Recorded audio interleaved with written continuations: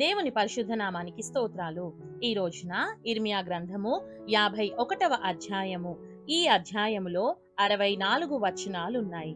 మొదటి వచనం, యెహోవా ఇలాగు సెలవిచ్చుచున్నాడు, ఇదిగో నేను బబులోను మీదికిని దానిలో కాపురము చేసి నాకు విరోధముగా లేచిన వారి మీదికిని ప్రచండమైన వాయువును రప్పించెదను. రెండవ వచనం, అన్య దేశస్థులను బబులోనునకు పంపుచున్నాను, వారు ఆ దేశమును తూర్పారపట్టి దాని వట్టిదిగా చేయుదురు. ఆపద్దినమున వారు నలుదిక్కుల నుండి దాని మీదికి వచ్చెదరు. మూడవ వచనం, విలుకాని మీదికి విలుకాడు విల్లు త్రొక్కవలెను, కవచము వేసుకొను వాని మీదికిని విల్లు త్రొక్కవలెను. కల్దీయుల దేశంలో జనులు హతులై పడునట్లును దాని వీధులలో వారు పొడవబడి కూలునట్లును. నాలుగవ వచనం, యవ్వనులను కొట్టక మానకుడి, దాని సర్వ సైన్యమును బొత్తిగా నిర్మూలము చేయుడి. ఐదవ వచనం, తమ దేవుడును సైన్యములకు అధిపతియునగు యెహోవా ఇశ్రాయేలు వారిని యూదా వారిని విసర్జింపలేదు గాని ఇశ్రాయేలు పరిశుద్ధ దేవునికి విరోధముగా తాము చేసిన అపరాధముతో వారి దేశము నిండియున్నది.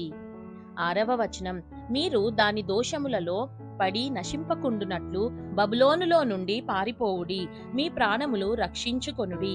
ఇది యెహోవాకు ప్రతీకార కాలము, అది చేసిన క్రియలను బట్టి ఆయన దానికి ప్రతీకారము చేయుచున్నాడు. ఏడవ వచనం, బబులోను యెహోవా చేతిలో సర్వభూమికి మత్తు కలిగించు బంగారు పాత్రయై ఉండెను, దాని చేతి మద్యమును అన్యజనులు త్రాగి మత్తిల్లియున్నారు. ఎనిమిదవ వచనం, బబులోను నిమిష మాత్రములోనే కూలి తుత్తునియలాయెను, దానిని చూచి అంగలార్చుడి, అది స్వస్థత నొందునేమో, దాని నొప్పి కొరకు గుగ్గిలము తీసుకొని రండి. తొమ్మిదవ వచనం, మనము బబులోనును స్వస్థపరచగోరితిమి, అయితే అది స్వస్థత నొందలేదు, దాన్ని విడిచిపెట్టుడి. మన దేశములకు వెళ్ళుదము రండి, దాని శిక్ష ఆకాశమంత ఎత్తుగా సాగుచున్నది, అది మేఘములంత ఉన్నతముగా ఎక్కుచున్నది. పదవ వచనం, యెహోవా మన న్యాయమును రుజువుపరచుచున్నాడు, రండి సియోనులో మన దేవుడైన యెహోవా చేసిన పని మనము వివరించుదము. 11వ వచనం, బాణములు చికిలి చేయుడి, కేడెములు పట్టుకొనుడి, బబులోనును నశింపజేయుటకు యెహోవా ఆలోచించుచున్నాడు, మాదీయుల రాజుల మనస్సును దాని మీదికి రేపుచున్నాడు, అది యెహోవా చేయు ప్రతిదండన, తన మందిరమును గూర్చి ఆయన చేయు ప్రతిదండన. 12వ వచనం, బబులోను ప్రాకారముల మీద పడుటకై ధ్వజము నిలువబెట్టుడి, కావలి బలము చేయుడి, కావలి వారిని పెట్టుడి, మాటులను సిద్ధపరచుడి. బబులోను నివాసులను గూర్చి తాను సెలవిచ్చిన దానిని బట్టి యెహోవా తీర్మానము చేసిన పని తాను జరిగింపబోవుచున్నాడు. 13వ వచనం, విస్తార జలముల యొద్ద నివసించుదానా, నిధుల సమృద్ధి గలదానా, నీ అంతము వచ్చినది, అన్యాయ లాభము నీకిక దొరకదు. 14వ వచనం, గొంగిలి పురుగులంత విస్తారముగా మనుష్యులతో నేను నిన్ను నింపినను శత్రువులు నీ మీద కేకలు వేయుదురు. 15వ వచనం, నా జీవము తోడని సైన్యములకు అధిపతియగు యెహోవా ప్రమాణము చేయుచున్నాడు, ఆయన తన బలము చేత భూమిని సృష్టించెను, తన జ్ఞానము చేత ప్రపంచమును స్థాపించెను, తన ప్రజ్ఞ చేత ఆకాశమును విశాలపరిచెను. 16వ వచనం, ఆయన ఆజ్ఞ ఇయ్యగా జలరాశులు ఆకాశ మండలములో పుట్టును, భూమి అంత భాగములలో నుండి ఆయన ఆవిరి ఎక్కజేయును, వర్షము కలుగునట్లుగా ఆయన మెరుపులు పుట్టించును, తన ధనాగారములలో నుండి గాలిని రావించును. 17వ వచనం, తెలివిలేక ప్రతి మనుష్యుడు పశుప్రాయుడు, పోతపోయు ప్రతివాడును తాను చేసిన విగ్రహమును బట్టి అవమానమొందును, అతడు పోతపోసినది మాయారూపము, దానిలో ప్రాణమేమియూ లేదు. 18వ వచనం, అవి ఆశను చెడగొట్టు మాయా కార్యములు, విమర్శ కాలమున అవి నశించిపోవును. 19వ వచనం, యాకోబునకు స్వాస్యమగువాడు వాటి వంటి వాడు కాడు, ఆయన సమస్తమును నిర్మించువాడు, ఇశ్రాయేలు ఆయనకు స్వాస్యముగా నున్న గోత్రము, సైన్యములకు అధిపతియగు యెహోవా అని ఆయనకు పేరు. 20వ వచనం, నీవు నాకు గండ్ర గొడ్డలి వంటి వాడవు, యుద్ధాయుధము వంటి వాడవు, నీ వలన నేను జనములను విరుగగొట్టుచున్నాను, నీ వలన రాజ్యములను విరుగగొట్టుచున్నాను. 21వ వచనం, నీ వలన గుర్రములను రౌతులను విరుగగొట్టుచున్నాను, నీ వలన రథములను వాటినెక్కిన వారిని విరుగగొట్టుచున్నాను. 22వ వచనం, నీ వలన స్త్రీలను పురుషులను విరుగగొట్టుచున్నాను, నీ వలన ముసలివారిని బాలురను విరుగగొట్టుచున్నాను, నీ వలన యవ్వనులను కన్యకలను విరుగగొట్టుచున్నాను. 23వ వచనం, నీ వలన గొర్రెల కాపరులను వారి గొర్రెల మందలను విరుగగొట్టుచున్నాను. నీ వలన దున్నువారిని వారి దుక్కిటెద్దులను విరుగగొట్టుచున్నాను. నీ వలన ఏలికలను అధిపతులను విరుగగొట్టుచున్నాను. 24వ వచనం, బబులోనును కల్దీయుల దేశ నివాసులను మీ కన్నుల ఎదుట సియోనులో చేసిన కీడంతటికి నేను వారికి ప్రతీకారము చేయుచున్నాను. ఇదే యెహోవా వాక్కు. 25వ వచనం, సర్వభూమిని నశింపజేయు నాశన పర్వతమా, నేను నీకు విరోధిని. ఇదే యెహోవా వాక్కు. నేను నీ మీదికి నా చేయి చాపి శిలలపై నుండి నిన్ను క్రిందికి దొర్లించుదును, చిచ్చుపెట్టిన కొండవలే ఉండజేయుదును. 26వ వచనం, మూలకు గాని పునాదికి గాని నీలో నుండి ఎవరునూ రాళ్లు తీసుకొనరు, నీవు చిరకాలము పాడైయుందువు. ఇదే యెహోవా వాక్కు. 27వ వచనం, దేశములో ధ్వజములనెత్తుడి, జనములలో బాకానాదము చేయుడి, దాని మీదికి పోవుటకై జనములను ప్రతిష్ఠించుడి, దాని మీద పడుటకై అరారాతు, మిన్ని, అష్కనజు అను రాజ్యములను పిలిపించుడి, దాని మీదికి జనులను నడిపించుటకై సేనాధిపతిని నియమించుడి, రోమము గల గొంగలి పురుగులంత విస్తారముగా గుర్రములను దాని మీదికి రప్పించుడి. 28వ వచనం, దాని మీదికి పోవుటకై మాదీయుల రాజులను వారి అధిపతులను వారి ఏలికలను అతడు ఏలుచుండు సర్వదేశమును జనులందరినీ ప్రతిష్ఠించుడి. 29వ వచనం, భూమి కంపించుచున్నది, నొప్పి చేత అది గిజగిజలాడుచున్నది, ఒక్క నివాసియు లేకుండా బబులోను దేశమును పాడుగా చేయవలెనని బబులోనును గూర్చి యెహోవా ఉద్దేశము స్థిరమాయెను. 30వ వచనం, బబులోను పరాక్రమవంతులు యుద్ధము చేయక మానుదురు, వారు తమ కోటలలో నిలుచుచున్నారు, వారి పరాక్రమము బలహీనత ఆయెను, వారును స్త్రీల వంటి వారైరి. 31వ వచనం, వారి నివాస స్థలములు కాల్చబడుచున్నవి, వారి అడ్డగడియలు విరిగిపోయెను, అతని పట్టణమంతయు పట్టబడును, కోనేటి దూలములను జమ్మును అగ్నిచేత కాల్చబడును. 32వ వచనం, దాని యోధులు దిగులు పడిరి అని బంట్రౌతు వెంబడి బంట్రౌతును దూత వెంబడి దూతయు పరిగెత్తుచు బబులోను రాజునకు తెలియజేతురు, దాని రేవులు శత్రువశమాయెను.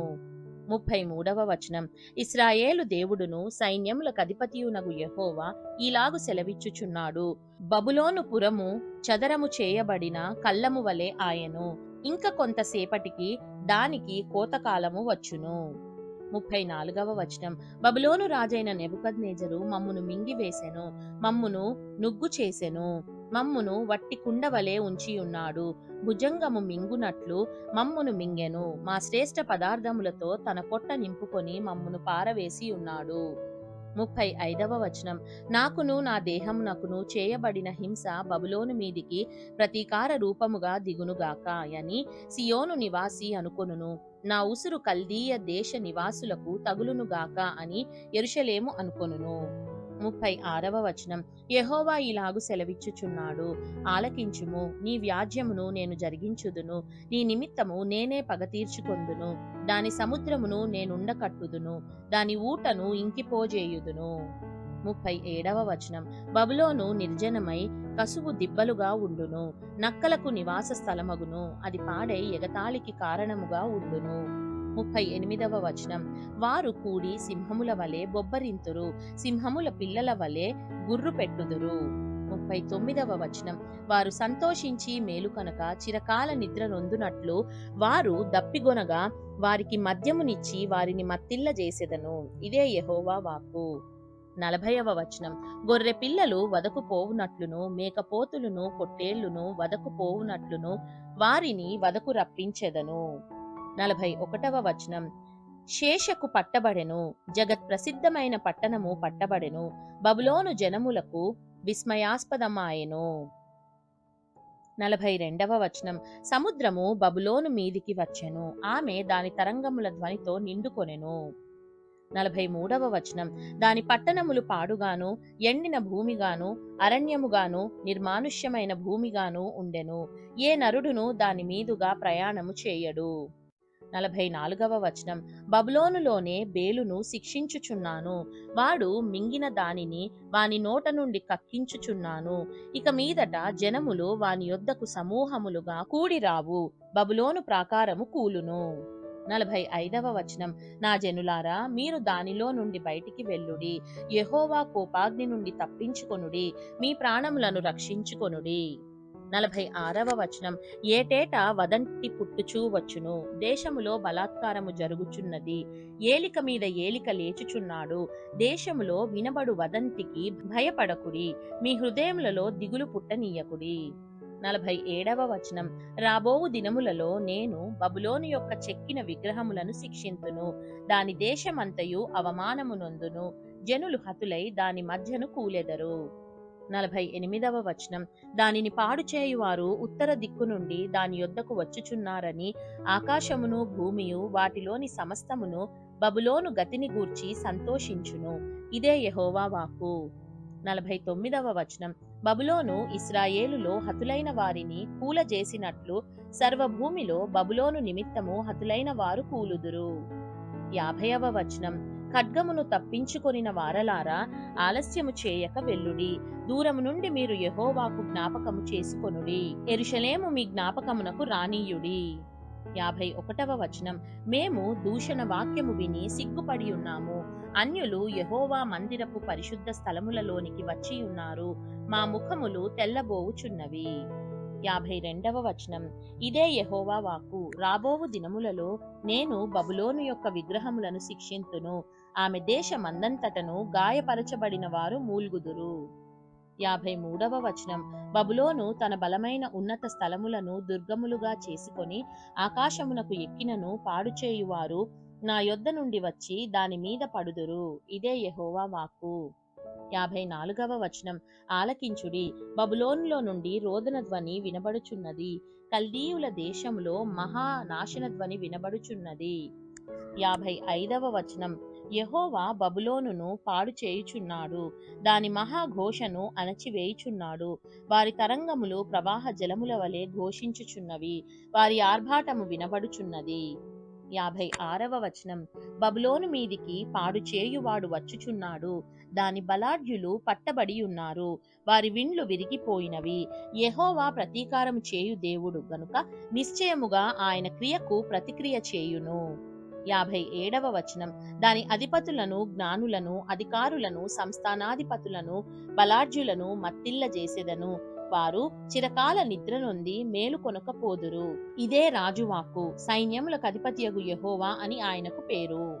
58వ వచనం, సైన్యములకు అధిపతియగు యెహోవా ఈ మాట సెలవిచ్చుచున్నాడు, విశాలమైన బబులోను ప్రాకారములు బొత్తిగా పడగొట్టబడును, దాని ఉన్నతమైన గుమ్మములు అగ్నిచేత కాల్చివేయబడును, జనములు వృధాగా ప్రయాసపడుచున్నారు, అగ్నిలో పడుటకై ప్రయాసపడుచున్నారు, ప్రజలు చూచి అలయుచున్నారు.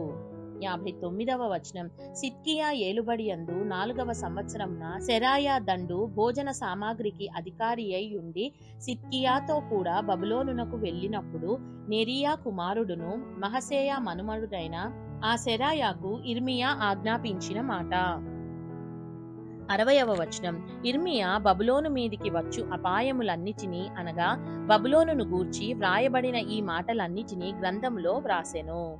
61వ వచనం, కాగా ఇర్మియా షెరాయాతో ఇట్లనెను, నీవు బబులోనునకు వచ్చినప్పుడు ఈ మాటలన్నిటినీ చదివి వినిపించవలెను. 62వ వచనం, ఈలాగున నీవు ప్రకటింపవలెను, యెహోవా మనుష్యులైనను జంతువులైనను మరి ఏదైనను ఈ స్థలమందు నివసింపకపోవుదురనియు అది నిత్యము పాడుగా నుండుననియు దానిని గూర్చి నీవు సెలవిచ్చితివి. 63వ వచనం, ఈ గ్రంథమును చదివి చాలించిన తరువాత నీవు దానికి రాయి కట్టి యూఫ్రటీసు నదిలో దాని వేసి. 64వ వచనం, నేను దాని మీదికి రప్పింపబోచున్న అపాయముల చేత బబులోను మరలా పైకి రాలేక అలాగే మునిగిపోవును, దాని జనులు అలిసియుందురు అను మాటలు నీవు ప్రకటింపవలెను. ఇర్మియా యొక్క మాటలు ఇంతటితో ముగిసెను. దేవుడు చదవబడిన పరిశుద్ధ వాక్యాన్ని మనందరి వినికిడిలో దీవించి మనల్ని ఆశీర్వదించును గాక. ఆమేన్.